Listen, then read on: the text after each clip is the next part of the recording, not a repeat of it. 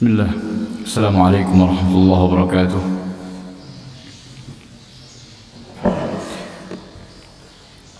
Alhamdulillahi rabbil alamin. Wassalatu wassalamu ala ashrafil anbiya wal mursalin nabiyyina Muhammadin wa ala alihi wa sahbihi ajma'in, amma ba'd.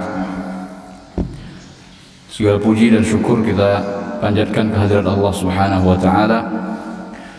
Salawat dan salam semoga tetap tercurahkan untuk Nabi yang agung, Nabi Muhammad sallallahu alaihi wasallam beserta keluarga beliau dan para sahabatnya sekalian. Kita lanjutkan pembacaan tafsir Sa'di. Hari ini insyaallah ayat 106 sampai 107 dari surat Al-Baqarah. A'udzu billahi minasy syaithanir rajim. Allah Jalla wa Ala berfirman, "Ma nansakh min ayatin aw nunsiha na'ti bi khairin minha aw mithliha. Alam ta'lam anna Allah ala kulli syai'in qadir. Alam ta'lam anna Allah lahu mulku as-samawati wal ard. Wa ma lakum min dunillahi min waliyyin wala nasir."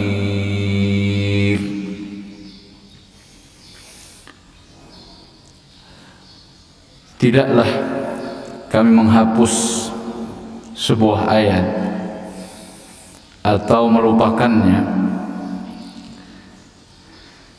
melainkan akan kami datangkan yang lebih baik daripadanya atau semisalnya.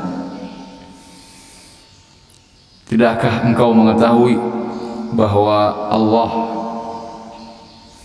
atas segala sesuatu maha kuasa? Tidakkah engkau mengetahui sesungguhnya Allah menguasai kerajaan langit dan bumi, dan tidaklah bagi kalian selain daripada Allah seorang pembela, orang penolong. Ma'asyiral muslimin wal muslimat rahimani wa rahimakumullah. Syekh Abdurrahman bin Nasir As-Sa'di menafsirkan, memulai tafsiran dua ayat ini dengan mengatakan, an-naskhu huwa an-naql. Yang dimaksud dengan nasakh, jadi ini adalah salah satu ayat yang menjadi dasar tentang nasikh dan mansukh. Yang disebut dengan nasakh itu pada hakikatnya adalah an-naql, pemindahan, berpindahnya sesuatu. Kata orang Arab, nasakhtuhu atau nasakhtu syai'an, maknanya naqaltuhu. Aku menasakh sesuatu, itu maksudnya aku memindahkannya. Makanya di dalam istilah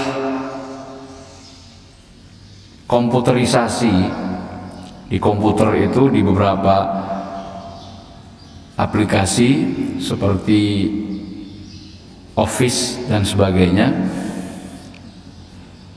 copy, proses mengcopy sesuatu itu bahasa Arabnya nasakh. Nasakh, menasakh itu artinya memindahkan. Kopi itu kan memindahkan. mengcopy satu paragraf dipindahkan ke tempat yang lain. Paste itu lask, nempel, tempel. Copy paste, pindah, tempel. Jadi nasakh itu arti dasarnya adalah naql, proses perpindahan, memindahkan sesuatu. Fa haqiqatun naskhi naqlul mukallafin min hukmin masyru' ila hukmin akhar. Maka hakikat dari nasakh itu adalah memindahkan orang-orang yang mukallaf. Orang-orang mukallaf itu orang-orang yang sudah dibebankan beban syar'i, yang sudah diperintah dan dilarang. Dengan kata lain, orang-orang yang sudah baligh. Ya, kita-kita ini mukallaf, umat Islam, memindahkan orang-orang yang telah diberikan beban syar'i, mukallaf, dari sebuah hukum syar'i ke hukum syar'i yang lain. Misalnya nasakh dari hukum wajib menjadi sunnah. Dulunya wajib, sekarang menjadi sunnah. Atau sebaliknya, memindahkan dari hukum sunnah menjadi wajib. Bisa jadi, itu juga disebut nasakh.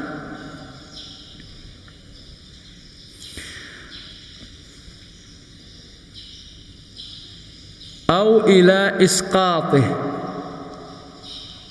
atau menghapuskan hukum tersebut. Jadi nasakh itu tidak selamanya menghilangkan. Nasakh itu tidak selamanya menghilangkan. Secara istilah, nasakh itu bisa menghilangkan, bisa juga memindahkan, mengganti hukum. Sesuatu tersebut masih ada, tapi hukumnya berubah. Yang tadinya wajib menjadi sunnah, atau sebaliknya. Atau termasuk nasakh juga, dan ini yang biasa dipahami oleh orang kebanyakan. Oh, itu sudah mansukh. Misalnya ada yang mengatakan, oh itu sudah mansukh. Yang dimaksudkan dia adalah, oh itu sudah dihapus. Gitu ya. Oh itu sudah mensoh. Mensoh itu sebenarnya dari kata mansukh. Sudah dimensohkan, sudah dihapus. Sebagaimana perbuatan orang-orang Bani Israel zaman dulu, menghapus kata-kata yang ada di kitab Taurat, kitab-kitab Bani Israel. Itu mereka putar balik faktanya dalam rangka untuk menyamarkan, menyembunyikan ilmu, menyembunyikan hakikat kebenaran.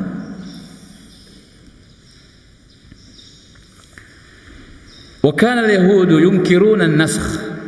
Dahulu orang-orang Yahudi itu mengingkari yang namanya nasakh.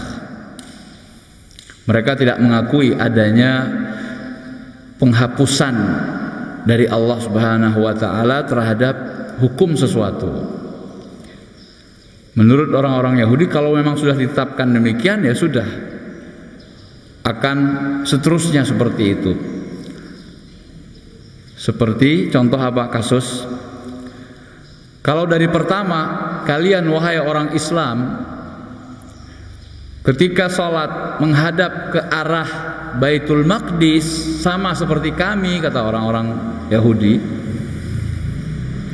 maka harus seperti itu terus. tidak boleh mansukh.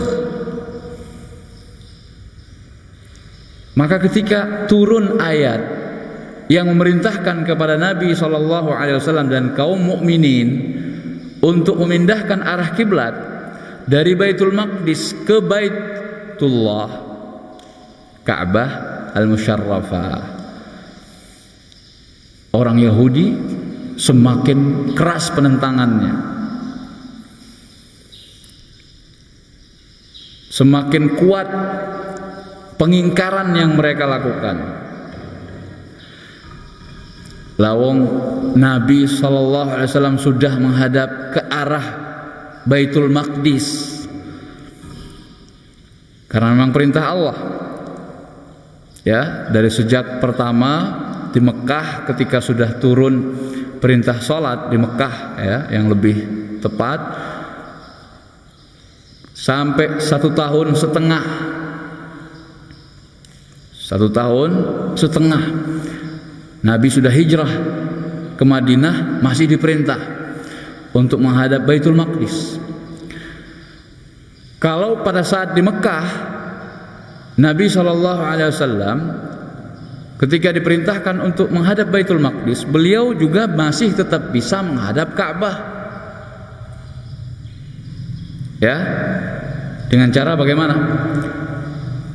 Beliau berada di posisi selatan Ka'bah supaya mengarah ke utara. Jadi beliau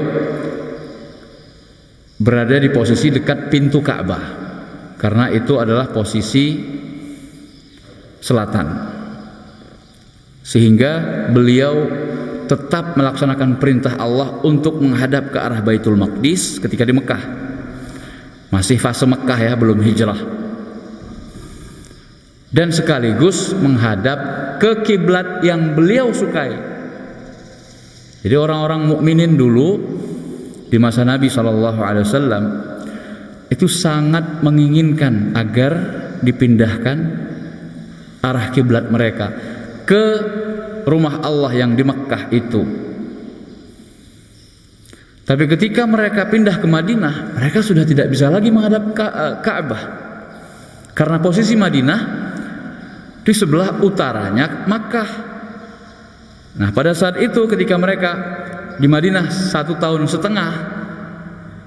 pertama sekali, ya, itu menghadap ke arah Baitul Maqdis dan mereka membelakangi kiblat yang mereka sukai.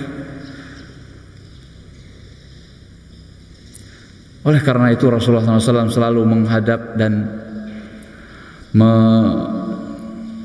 menengadahkan wajah beliau ke atas, selalu melihat, selalu meminta kepada Allah agar dipindahkan kiblat. Keinginan yang sangat besar seperti itu akhirnya dikabulkan oleh Allah. Kapan itu? 1,5 tahun.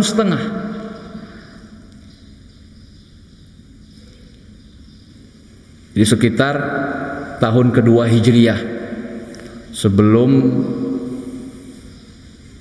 kewajiban puasa Ramadan, itu sudah pindah kiblat.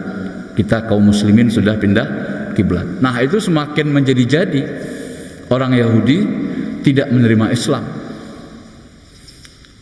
Agama apa itu? Kata mereka, agama yang selalu berubah-ubah, selalu dimansuhkan. Ya, ini alasan orang-orang Yahudi. Ketika kita menghadapkan ke arah yang sama, karena memang Baitul Maqdis adalah milik kaum muslimin juga, untuk menunjukkan kepada orang-orang Yahudi bahwa tidak ada perbedaan di antara kita kaum muslimin dengan mereka dalam hal prinsip ketuhanan, dalam hal mengesahkan Allah Subhanahu wa ta'ala, mentauhidkan Allah. Hanya saja bedanya di syariat. Syariat yang dibawa oleh Nabi kita Muhammad SAW lebih sempurna, menyempurnakan apa yang telah dibawa oleh nabi-nabi Bani Israel sebelumnya. Namun mereka tidak mau beriman juga. Ya sudah, Allah akhirnya mengembalikan kiblat kaum muslimin. Karena apa? Sudah jelas permusuhan orang-orang Yahudi, bukan karena mereka menginginkan agar bersatu dalam masalah kiblat. Ketika kiblatnya satu dan itu perintah Allah, mereka tidak mau beriman. Apalagi setelah Allah perintahkan untuk mengganti atau menghadap ke kiblat yang baru dan tidak akan pernah berubah selamanya sampai kiamat, yaitu Ka'bah. Nah, jadi orang-orang Yahudi mengingkari adanya satu hal yang namanya nasakh. Padahal mereka sendiri membuat sesuatu itu jadi mansukh dalam kitab-kitab suci mereka. Wa yaz'umuna annahu la yajuz. Orang-orang Yahudi mengklaim kalau nasakh itu enggak boleh hukumnya, atau istilah kita haram.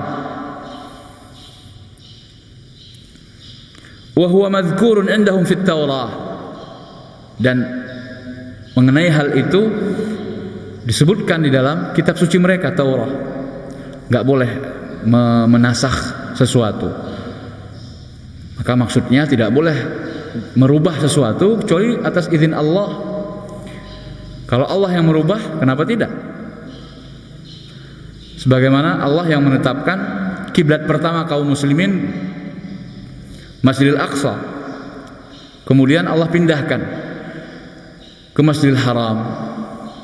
Kenapa tidak? Allah lebih tahu mana yang lebih baik bagi hambanya. Fa inkaruhum lahu kufrun wa hawan mahd. Dan pengingkaran mereka tersebut itu adalah semata-mata kekufuran dan hawa nafsu belaka.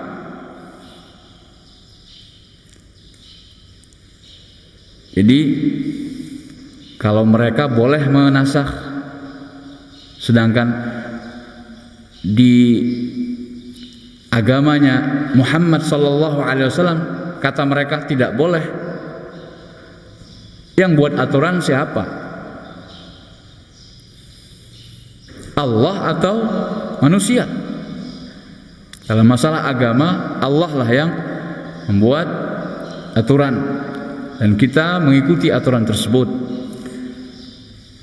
Fa akhbara Allah Ta'ala an hikmatihi fin nasakh. Maka kemudian Allah Subhanahu wa taala memberitakan tentang hikmahnya di dalam penghapusan sesuatu, tentang nasakh, pemindahan hukum sesuatu. Faqal, Allah berfirman, "Ma nansakh min ayatin aw nunsiha." Apa saja ayat yang kami nasakh atau kami lupakan dia, maksudnya ay nunsiha al-ibadah fanuzilaha min qulubihim. Maksudnya kami lupakan ayat tersebut dari hati hamba-hamba. Jadi seakan-akan tidak ada ayat itu yang pernah ada di benak mereka, hilang. Allah sengaja lupakan ayat tersebut di hati seorang hamba. Fanuzilaha min qulubihim, kami hilangkan ayat tersebut dari hati mereka. Dulu pernah hafal itu, kemudian enggak ingat lagi. Yang seperti itu bisa saja terjadi. Na'ti bi khairin minha, maka kami akan datangkan dengan ayat yang lebih baik daripada yang dinasakh tadi atau yang dilupakan tadi, yaitu wa anfa'alakum, ayat yang lebih bermanfaat bagi kalian. Au mithliha, atau ayat yang semisalnya. Fadalla ala anna an-naskha la yakunu li aqalla maslahatin lakum minal awwal. Maka ini menunjukkan bahwa yang namanya nasakh itu tidak boleh lebih sedikit maslahatnya daripada ayat yang dimansukh. Jadi ayat yang didatangkan yang baru menggantikan yang lama itu harus lebih banyak manfaatnya atau semisalnya. Jadi tidak boleh ayat yang baru menggantikan yang lama maslahatnya lebih kecil daripada ayat yang digantikan. Karena Allah mengatakan bi khairim minha aw mithliha, yang lebih baik daripadanya atau semisalnya. Lianna fadlahu ta'ala yazdad. Apa alasannya? Karena yang namanya keutamaan dari Allah itu bertambah, gak mungkin berkurang. Anugerah dari Allah itu selalu akan bertambah, tidak mungkin lebih sedikit. Khususan ala hadhil ummah, lebih khusus lagi kepada umat ini, umat yang terakhir. Betapa Allah sangat memuliakan umat ini, betapa Allah sangat banyak memberikan anugerah kepada kita sebagai umat ini, umat Muhammad sallallahu alaihi wasallam. Allati sahala 'alaiha dinaha ghayat at-tashil, di mana Allah Subhanahu wa taala memudahkan untuk umat ini agamanya semudah-mudahnya. Coba kalau kita bandingkan puasa misalnya, di umat ini, umat Islam itu sangat mudah. Tidak sebagaimana puasa di zaman-zaman umat sebelum kita, sangat berat. Harus puasa wisal, sambung. Umat ini tidak. Bahkan dilarang oleh Rasul sallallahu alaihi wasallam untuk menyambung puasa, tidak berbuka-buka. Umat ini malamnya masih bisa melakukan hubungan suami istri walaupun di bulan yang diwajibkan berpuasa harinya, malamnya bebas. Alhamdulillah. Kalau umat-umat terdahulu mungkin tidak boleh. Dalam masalah harta rampasan perang, umat terdahulu menang perang, harta rampasannya itu harus dan wajib dikumpulkan, kemudian datang api yang akan membakar dan menghanguskan harta rampasan perang. Haram bagi umat terdahulu, tapi menjadi halal bagi umat yang terakhir, yaitu kita umat Islam. Harta rampasan perang jadi halal.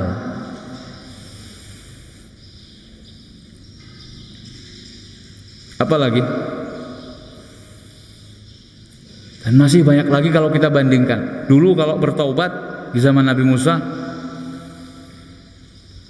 gimana caranya? Uqtulu anfusakum, saling bunuh.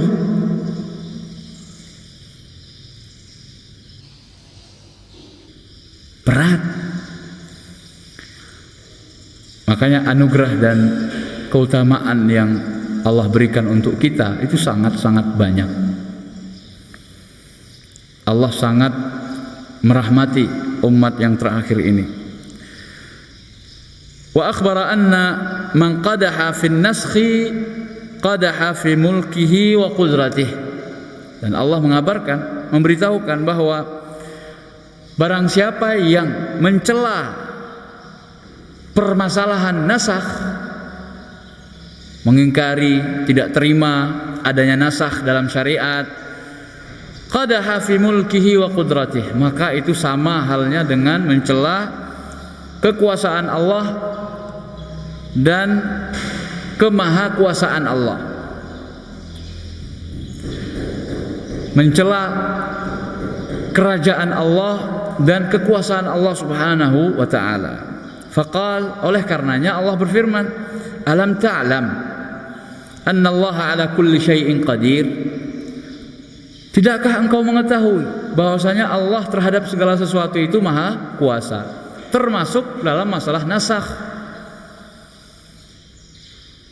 Justru adanya nasakh menunjukkan seterang-terangnya bahwa Allah memiliki hak untuk mengubah sesuatu.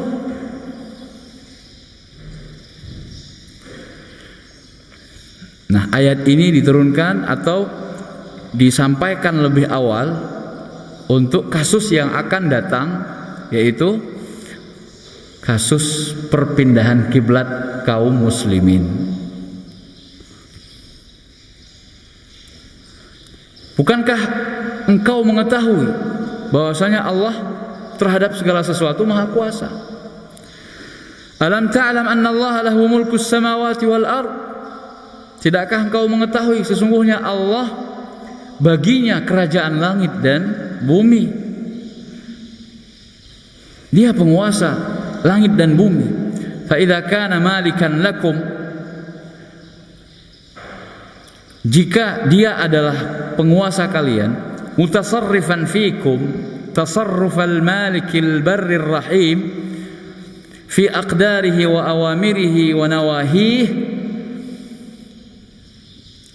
dan sebagai zat yang berhak mengatur kalian, sebagai Tuhan yang maha menguasai, yang maha baik dan maha penyayang di dalam takdir-takdirnya, perintah-perintahnya dan larangan-larangannya. Fakama annahu la hajra alaihi fi taqdiri ma yuqaddiruhu ala ibadih min anwa'it taqadir, maka sebagaimana tidak boleh protes dalam permasalahan takdir yang sudah ditetapkan oleh Allah Subhanahu wa taala untuk hamba-hambanya, kadzalika la yu'taradu alaihi fima yashra'uhu li'ibadihi minal ahkam. Maka begitu pula tidak boleh protes dalam apa yang telah Allah syariatkan untuk hamba-hambanya dari permasalahan hukum. Karena Allah yang menetapkan dan Allah yang mengatur.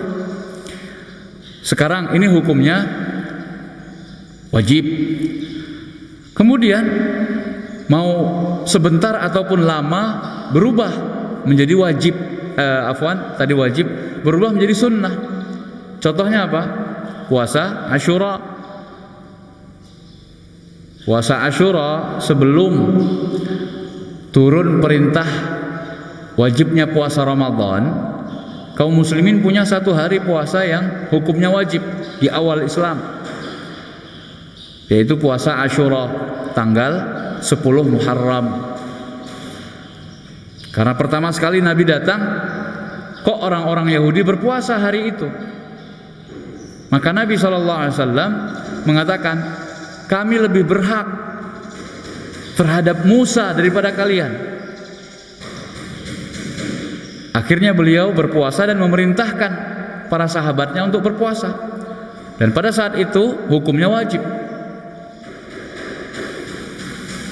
Ketika turun ayat ya ayyuhalladzina amanu kutiba alaikumus shiyam, yaitu ayat tentang wajibnya puasa Ramadan, maka yang wajib adalah puasa Ramadannya, sedangkan puasa Asyura berubah hukumnya menjadi sunnah.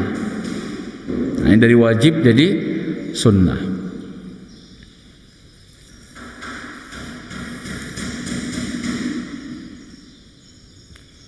Jadi sebagaimana kita tidak boleh protes terhadap takdir Allah, maka begitu pula tidak boleh protes dalam hal yang merupakan ketetapan Allah dalam permasalahan hukum. Fal 'abdu mudabbarun musakharun tahta awamir rabbih ad-diniyah wal qadariyah.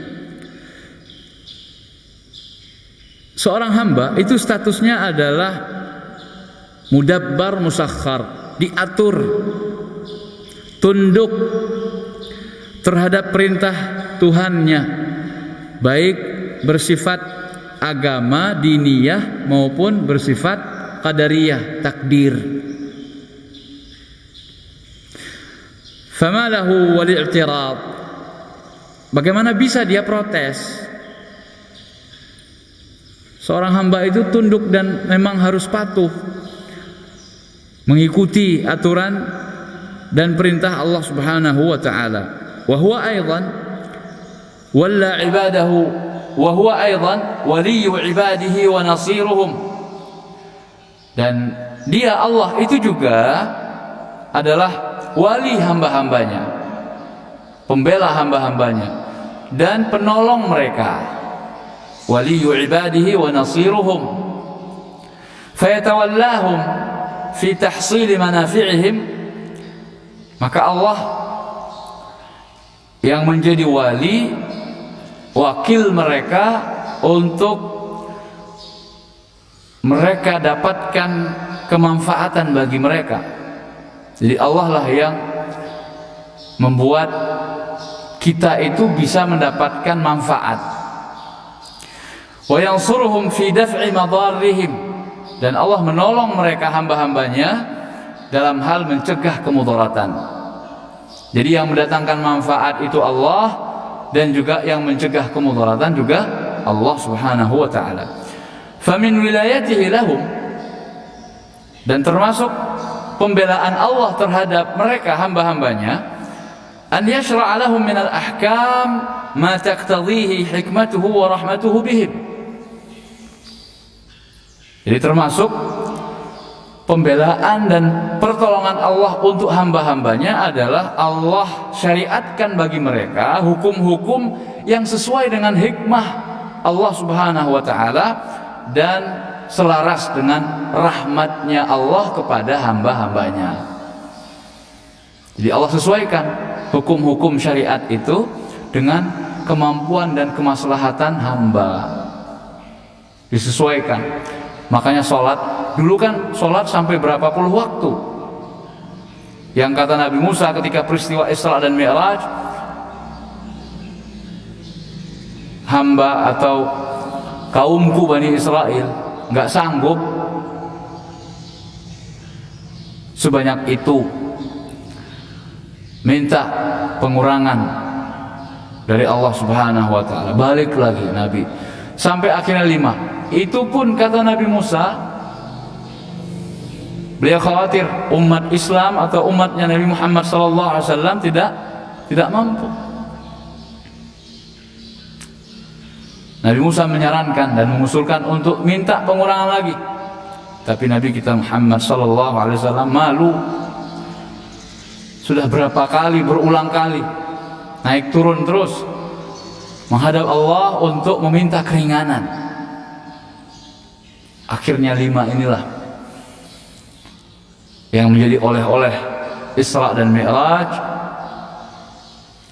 Dan Allah Maha Adil, dan kalau sudah menyatakan 50 kemudian hasil akhirnya 5, maka Allah tetapkan pahalanya sama seperti melaksanakan 50 sholat, karena setiap kebaikan dilipat gandakan oleh Allah untuk umat ini 10 kali lipat. Makanya huwa fil amal khams, di dalam mengamalkan 5 memang, tapi fil ajr 50. Dalam masalah pahala 50. Memang yang kalian lakukan 5, tetapi pahalanya 50. Nggak berubah ketetapan Allah. Ini namanya apa ini? Anugerah. Alhamdulillah, kita luar biasa perlakuan Allah Subhanahu wa taala terhadap umat Muhammad sallallahu alaihi wasallam. Kita waktunya lebih sedikit tapi berkah.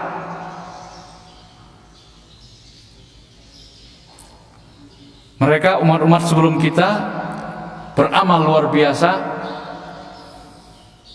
tapi hasilnya tidak semaksimal kita. Ini satu hal yang membuat kita wajib untuk memuji dan bersyukur kepada Allah Subhanahu wa ta'ala. Wa man ta'ammala ma waqa'a fil Qur'an was sunnah min an-naskh 'arafa bidzalika hikmatallahi wa rahmatahu 'ibadahu. Barang siapa yang merenungkan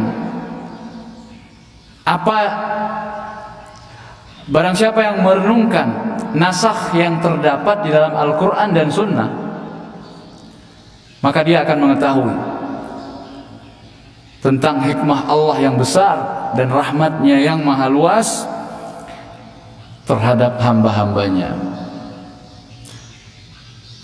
Wa isalahum ila masalihim, dan dia mengetahui, orang yang merenungkan ya nasakh yang terdapat di dalam Al-Quran dan Sunnah, mengetahui bahwasanya Allah begitu luar biasa menghantarkan untuk mereka hamba-hambanya maslahat-maslahat mereka min haitsu la yash'urun bi lutfihi, dari arah yang tidak diduga atau tidak disangka, yang mereka hamba-hamba Allah tersebut tidak menyadarinya, tentang kelembutan, maha lembutnya Allah Subhanahu wa ta'ala. Ya Latif, wahai Zat yang maha lembut, ultuf bina,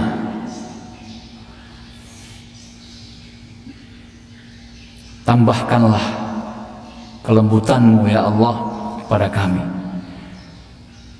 Di antara kelembutan Allah Subhanahu wa ta'ala, Allah memberikan kepada kita keberkahan umur, kemudian kita walaupun umurnya sedikit ya, rata-rata kehidupan umatnya Nabi Muhammad SAW bila dibandingkan dengan rata-rata kehidupan atau umur umat-umat sebelumnya relatif lebih pendek, tapi kita bisa mendapatkan kesempatan pahala yang sangat banyak. Contohnya yang luar biasa saja ya, Ramadan. Dalam bulan Ramadan ada satu malam yang mulia, malam kemuliaan, Lailatul Qadar. Orang yang beribadah di malam Lailatul Qadar itu sama seperti beribadah selama 1000 bulan. Nikmat mana lagi dari Tuhan kita yang kita dustakan, ayyuhal ikhwah? Oleh karena itu kita patut bersyukur dan memuji Allah. Kita terakhir datangnya di dunia, tapi kita nanti yang insya Allah umat Islam, umatnya Nabi Muhammad lah menjadi umat yang pertama akan masuk surga sebelum umat-umat yang lain. Dan ini bukan klaim per kelompok, tapi ini adalah klaim dari agama Islam itu sendiri sebagai sebuah keyakinan. Karena yang mengatakannya adalah orang yang tidak pernah berbohong dalam masalah dunia, apalagi masalah akhirat. Orang yang tidak pernah berbohong dalam masalah hubungan muamalah sesama manusia, apalagi mau berbohong untuk urusan dengan Tuhannya, yaitu Nabi kita Muhammad sallallahu alaihi wasallam.